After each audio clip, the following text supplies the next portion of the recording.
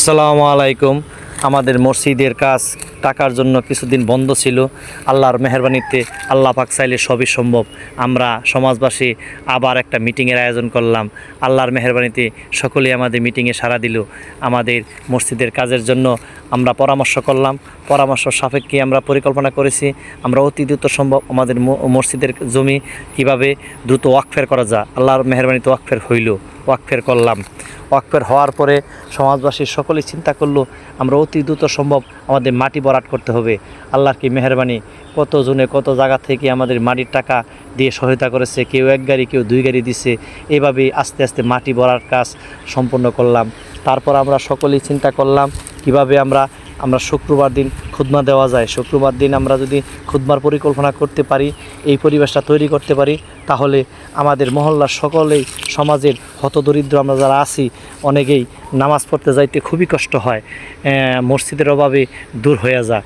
অনেকেই শুক্রবারের জামাতও শরিক হইতে পারে না, পাঁচ ওয়াক্ত নামাজ তো পড়তেই পারে না।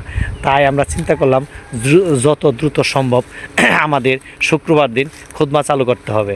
যেই কাজ সেই কথা, ইট গাঁথনি শুরু হয়ে গেল। আল্লাহর মেহেরবানিতে মসজিদের ইট গাঁথনি করতেছি যাতে বাউন্ডারি বেড়া দেওয়া যায়, যাতে খোলা আকাশের নিচে আমরা অন্তত সমাজবাসী যাতে আমরা নামাজ আদায় করতে পারি। এতে দেখে কার মন কোন সময় গলে যায়, কোন সময় আল্লাহ পাক আমাদের উপরে ছাদের ব্যবস্থা করে দেয়, সেই পরিকল্পনা নিয়ে আমরা কাজ এগোচ্ছি। আমরা ইট গাঁথনি আল্লাহর রহমতে শেষ পর্যায়ে করলাম। তারপর লেপা মোছার কাজ আমরা শুরু করলাম, যে যত দ্রুত সম্ভব আমরা মসজিদের ভিতরটা মাটি দিয়ে লেপে আমরা যাতে খুদমার পরিবেশ করতে পারি। আর সকালবেলা বাচ্চারা যাতে মক্তব পড়তে পারে, বাচ্চাদের জন্য একটা পড়ার ব্যবস্থা শুরু করলাম। আল্লাহর মেহেরবানিতে মক্তব চালু হয়ে গেল। আমরা মক্তব পড়লাম। আমরা আরও শুক্রবার দিন আমরা খুদমার আয়োজন করলাম, সকলে আমরা খুদমা দিলাম। আল্লাহর মেহেরবানিতে আমাদের সমাজবাসী সকলেই আমরা একসাথে হইলাম কীভাবে যত দ্রুত সম্ভব আমাদের সভা আয়োজন করা যায়। আমরা একটি সভার আয়োজন করলাম, নেতৃবৃন্দকে সকলকে আমন্ত্রণ জানালাম। আমাদের আমন্ত্রণে সকলে সাড়া দিল, তাদের সহযোগিতাকে ইট বালু রড সিমেন্ট দিয়ে আমাদেরকে সাহায্যের হাত বাড়িয়ে দিল। আমরা বাঁশ কালেকশন করলাম। তারপরে সমাজবাসী সকলে মিলে সেন্টারিংয়ের কাজ ধরলাম। সকলে যার যার অবস্থাকে কঠোর থেকে কঠোর পরিশ্রম করছে, আমরা সেন্টারিংয়ের কাজ করলাম। আল্লাহর মেহেরবানিতে আমরা ছাদের কাজে হাত দিলাম।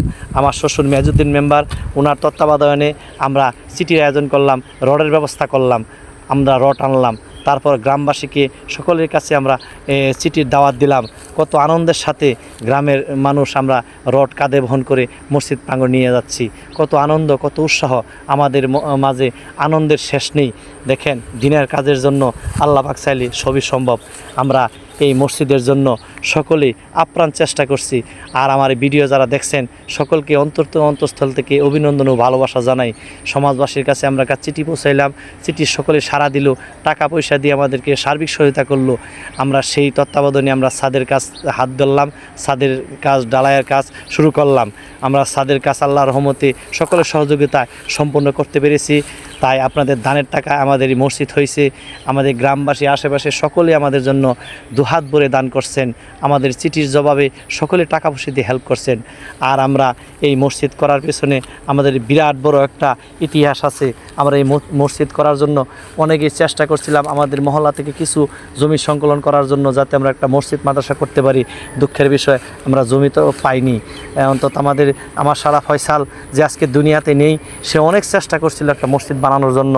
আল্লাহর কি মেহেরবানি, একদিন আল্লাহ পাক অসুস্থ হয়ে উনি দুনিয়ার থেকে ত্যাগ করেন। ওনার জানাজার কাজ আমরা সম্পন্ন করি। সম্পন্ন করার পর হঠাৎ করে হুজুর আমাদেরকে বলল, আমাদেরকে কিছু জায়গা যদি হইতো তে আমরা এই জায়গার মধ্যে মসজিদ এবং মাদ্রাসা করতে পারতাম। অবহেলিত জায়গা, অনেক মুসল্লি আছে, দূরে মসজিদ, নামাজ পড়তে পারে নাই। এই কথা শুনে আমার শ্বশুরের কাছে আবদার জানাইলো হুজুর সাহেব যে আমাদেরকে কিছু জায়গা দেন। আমার শ্বশুর মিয়াজউদ্দিন মেম্বার, একটি মাত্র ছেলে ছিল, ওনার কাছে আবেদন করার পরে এক বাক্যে রাজি হয়ে গেল। আল্লাহর কাছে মেহেরবানি আমরা মসজিদের কাজ শুরু করলাম।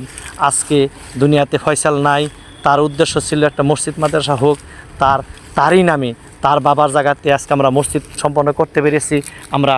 আমরা আল্লাহর কাছে দুহাত ভরে প্রাণ ভরে দোয়া করি, আল্লাহ পাক ওনাকে বেহেশত নসিব করুক। আমরা সমাজবাসীকে ছাদ ঢালাইয়ের দিন সকলকেই দাওয়াত করলাম, তবারকের ব্যবস্থা করলাম। আমরা দুহাত তুলে মোনাজাত করলাম, আল্লাহ পাক আমাদের এই মোনাজাত কবুল করলো। আমরা এই মসজিদ অনায়াসেই আল্লাহর অশেষ মেহেরবানিতে সকলের সহযোগিতা অতি দ্রুত সম্ভব কাজ করতে পেরেছি। আল্লাহ পাক চাইলে অসম্ভবকে সম্ভব করতে পারে। আমাদের মেদোয়ারি কৌমতুরিপাড়া ফালাহ জামে মসজিদ, ভালুকা, ময়মনসিংহ জেলা, ভালুকা থানা অন্তর্গত। আপনারা যারা আমার ভিডিও দেখছেন সকলেই আপ্রাণ চেষ্টা করবেন আমরা যাতে অদূর ভবিষ্যতে একটা এতিমখানার পরিকল্পনা করতে পারি। অসহায় দুস্থ গরিব শিশু বাচ্চারা যাতে লেখাপড়া করতে পারে, দিনের আলো ছড়াইতে পারে, আমরা এই পরিকল্পনা নিয়ে আগাচ্ছি। সকলেই আমাদের পাশে থাকেন। আমরা এই দিনের কাজ সকলেই মিলে যাতে করতে পারি, আমরা সকলের কাছে সার্বিক সহযোগিতা কামনা করছি। আসসালামু আলাইকুম।